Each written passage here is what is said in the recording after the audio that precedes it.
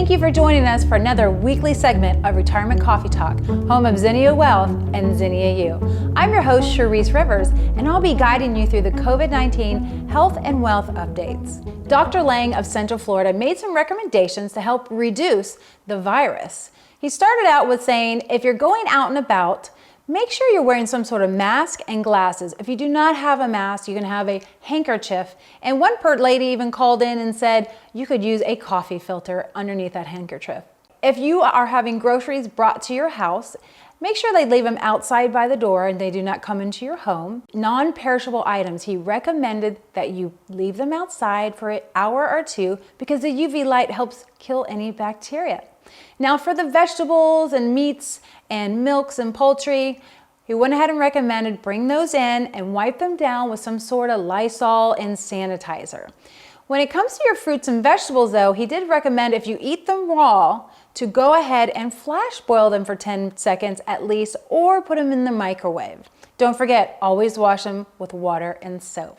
Now on the health and fitness side, he said to boost your immune system, it was really great to drink a lot of water and work out.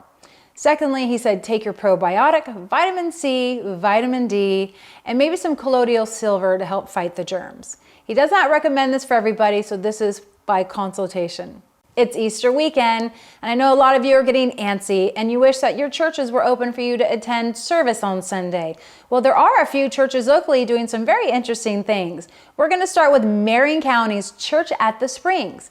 They are doing a live event Sunday morning at their church. It's kind of like a drive-in theater. They're going to have a big screen up and you just drive in. It should be pretty interesting. Come one, come all, they said. The stock market landed in the green this week. Despite the 17 million jobless claims, it still continued to rally and it almost went close to 50% gains from our all-time high. What drove the rally was that the Federal Reserve took away the scariest scenario in terms of a meltdown in credit and illiquidity in the market. For those of you who have heard of the lovely love letters over the last 2 weeks, let's hear from Jim Cramer from Mad Money on what his take is on how those letters are predicting the future of our economy and markets.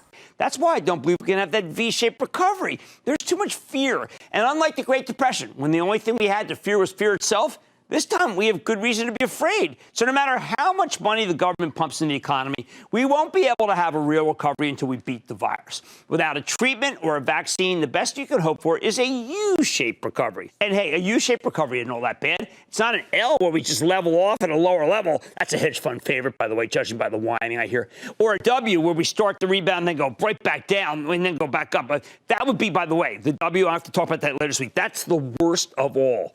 The bottom line, without a V-shaped recovery, you have to be skeptical of these big moves higher. Because in a U-shaped recovery, I'm expecting the stock market will pull back again. And that is when you can put some money to work. Good news. Stimulus checks are out this week and they're going to continue out every week thereafter. You will receive a letter in the mail confirming your money is on its way, whether it's a check to your mailbox or a bank draft. Some more good news, some automobile insurance companies have credited your statements for the next 2 months up to 20%. Some good news for small businesses. The Federal Reserve gave more funding for small businesses so they can continue to get some loans. They've upped the ante.